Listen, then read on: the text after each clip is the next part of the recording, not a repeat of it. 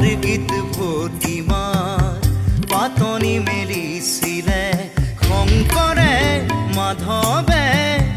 জাতিটো গঢ়িবলে কীৰ্তন দশম নাম ঘোষা অংকীয়া ভাওনা জাতিটো ভাষাত